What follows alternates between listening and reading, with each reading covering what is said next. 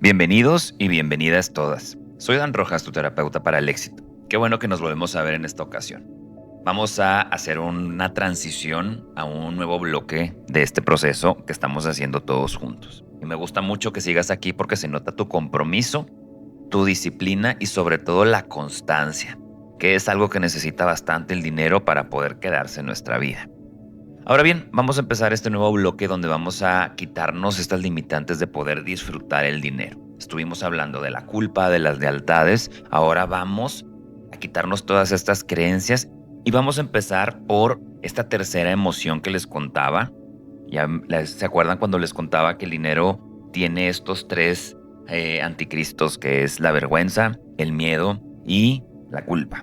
Ya vimos el miedo, ya vimos la culpa y vamos a entrar ahora con la vergüenza. Así que relájate un momento, abre bien tus oídos y escucha. Observadores.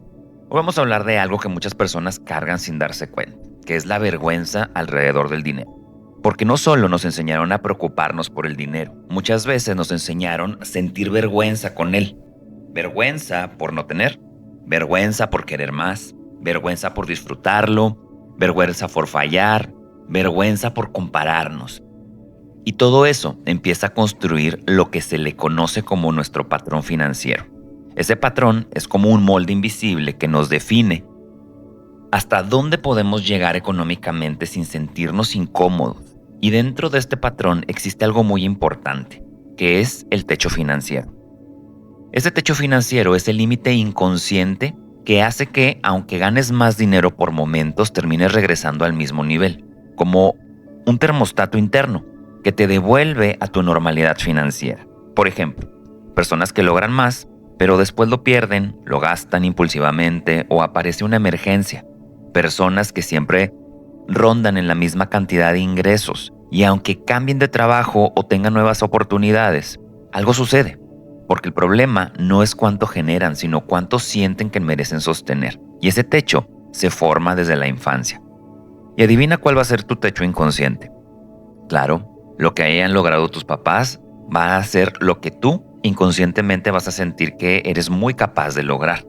Entonces, ya les he dicho, nosotros estamos diseñados para tener mejores vidas que las de nuestros padres. Con estas frases que escuchamos, con lo que vimos en casa, con lo que tus padres vivían el dinero. Por ejemplo, hay que conformarse, el dinero cuesta demasiado, la gente rica cambia, no sueñes tan alto. Si yo les contara, ya les he contado un poquito de la historia familiar que yo tuve. Realmente no tuve una vida carente de pequeño, porque mi mamá trabajó bastante para poder darnos pues todo lo que necesitábamos, pero tampoco fue una vida de lujos o una infancia de lujos. Pero en mi adolescencia había una frase muy marcada de mi mamá, porque yo siempre anhelaba y soñaba con cosas grandes, con lujos, con llegar a hacer cosas, pues, enormes, con sueños. Y las frases de mi mamá eran: bájate de esa nube, tú tienes delirios de grandeza, que de alguna manera yo lo sentía como un ataque. Lo sentía como si ella misma me frenara en soñar grande y no entendía. Por mucho tiempo viví con mucho enojo hacia ella y hacia esas frases y yo sentía mucha vergüenza por querer pues ganar bastante dinero, por querer tener cosas de lujo, marcas, carros, etcétera, etcétera. Cuando yo fui haciendo mi trabajo personal y entendiendo todas estas cosas que les estoy compartiendo, empecé a ver más atrás de su vida, a darle importancia a sus historias cuando ella decía que de niña tenía que usar zapatos rotos, que a veces no tenían porque eran muchos hermanos, y eso me hizo entender que pues realmente no era que me quisiera limitar, era que para ella su realidad fue diferente, para ella sí su vida fue muy difícil y de alguna manera pues vamos a traducirlo como cierto amor. No quería que yo fuera a vivir algún fracaso o que yo fuera a vivir alguna decepción por soñar tan alto. Y por mucho tiempo yo me sentía con mucha vergüenza al momento de decir yo quiero lograr esto, yo quiero tener esto, que afortunadamente nunca se me quitaron esas ganas, pero lo hacía como a escondidas, como si estuviera mal desear mucho. cómo nos han inculcado esto a los latinos en general. Me acuerdo de otra paciente que tuve, que sus papás hicieron un gran esfuerzo para que pudiera entrar en un colegio donde iba gente, pues, con más capacidad económica que su familia. Y para eso los padres trabajaban bastante y lo hacían con un amor y con unas ganas de superación, pero para ella fue el infierno, porque todo el tiempo se comparaba, todo el tiempo veía cómo sus compañeros tenían cosas que ella no podía aspirar y vivió su proceso en ese colegio con un complejo de inferioridad enorme, enorme. Sentía mucha vergüenza de estar ahí y ella siempre deseaba estar pues en un colegio con gente a su mismo nivel. Pero al mismo tiempo no podía quejarse porque sus papás hacían grandes sacrificios y grandes esfuerzos para que ella pudiera estar ahí.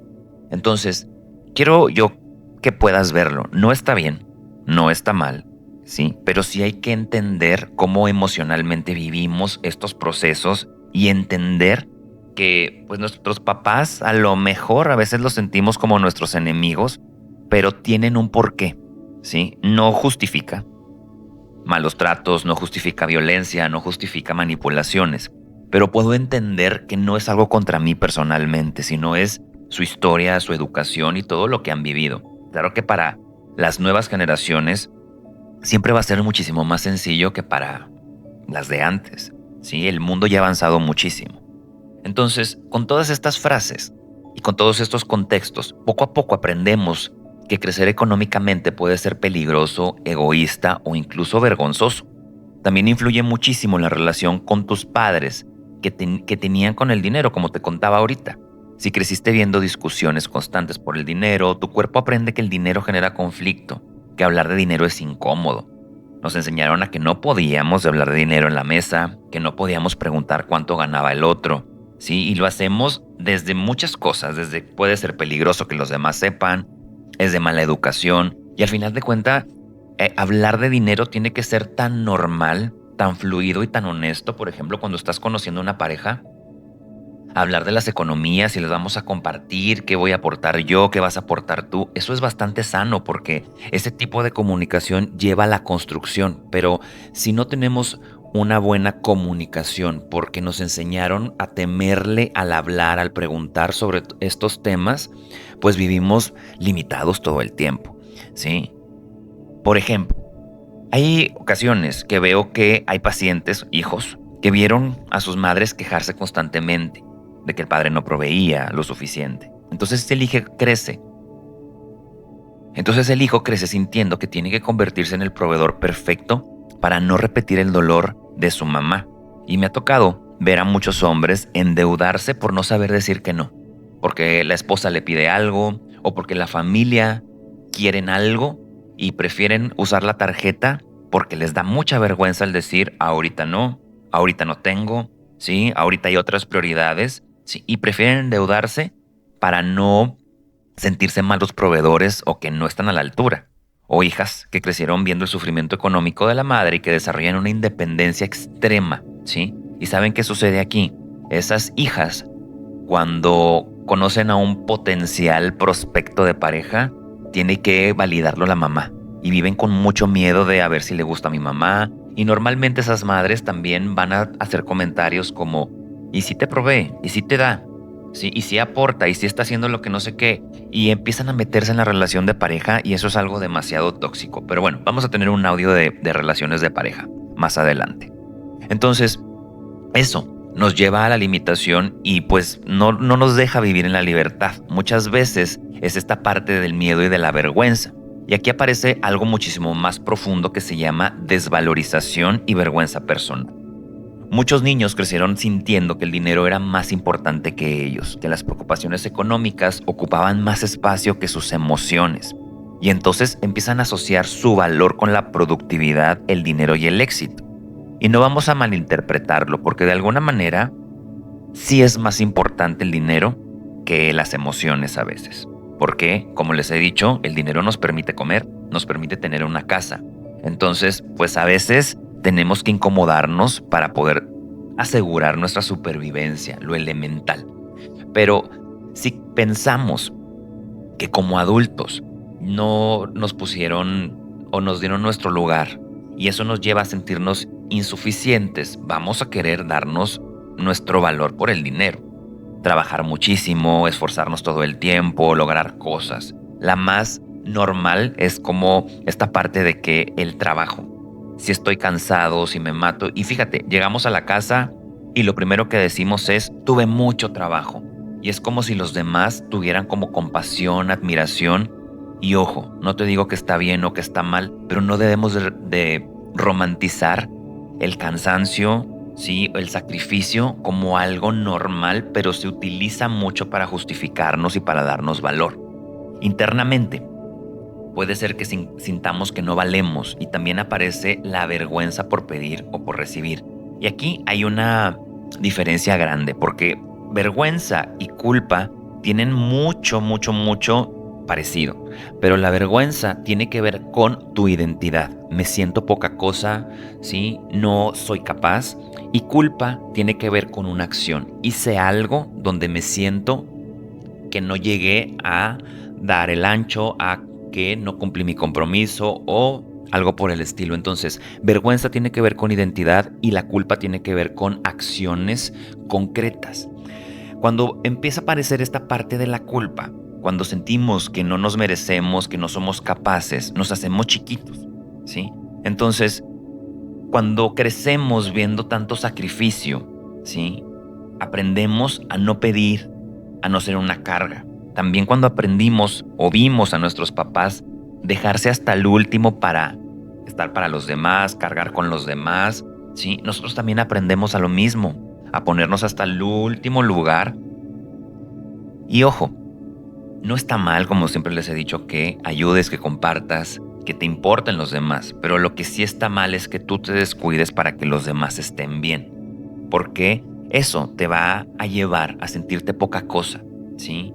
No aceptar ayuda, te va a costar cobrar, te va a costar pedir aumentos, ¿sí? Esa incomodidad, como si estuvieras molestando, como si no tuvieras derecho, como si necesitar fuera un problema.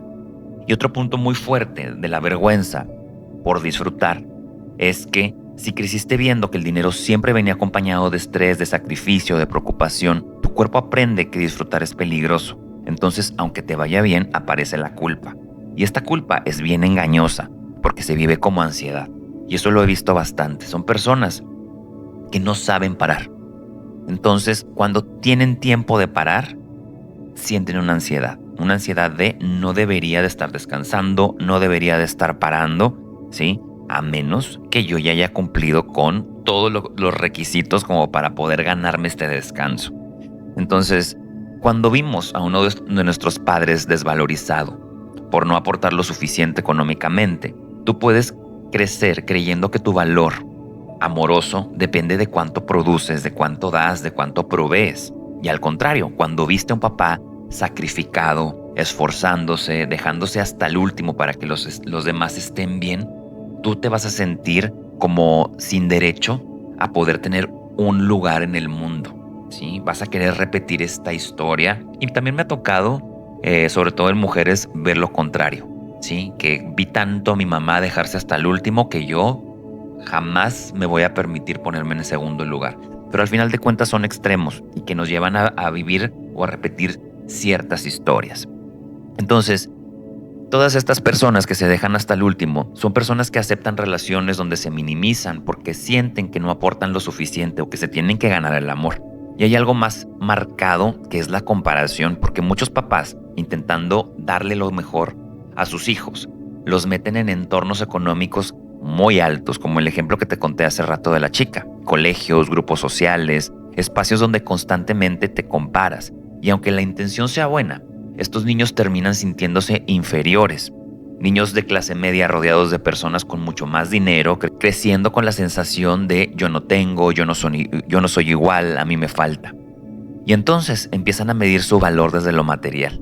Empieza a aparecer este miedo a equivocarse, a tener que probar. Y yo le llamo esto el complejo de inferioridad. Me siento poquita cosa, me da pena, vergüenza, no quiero molestar. O también me siento poquita cosa y necesito que los demás se hagan chicos para yo sentirme superior. Y al final de cuentas, tanto el narcisista como el dependiente, vamos a decirlo así, pueden vivir en un conflicto de inferioridad, pero cada quien lo va a vivir desde su programa. O sea, no molesto o al contrario, a todos los demás los bajo para yo sentirme valioso. Y de adultos viven con un terror, ¿sí? Por ejemplo, a invertir, a arriesgarse, a tomar decisiones. Porque equivocarse económicamente se siente como un fracaso personal. Como les dije hace ratito, identidad. Otro punto importante es la carga del sacrificio. Cuando los padres hablan constantemente de todo lo que hicieron para darles las oportunidades, muchos hijos sienten como una deuda invisible, como si tuvieran que demostrar todo ese sacrificio valió la pena. Y esto creo que nos toca a todos, porque de alguna manera todos queremos probar que lo que nos dieron nuestros papás valió la pena. Ser exitosos, devolverles económicamente algo, quitarles su dolor, ¿sí? Entonces, sí hay puntos muchísimo más marcados porque si escuchamos a mamá, yo me quedé aquí sufriendo por ustedes o yo me partí de sol a sol para que a ustedes no les faltara nada, ya lo sentimos como una carga.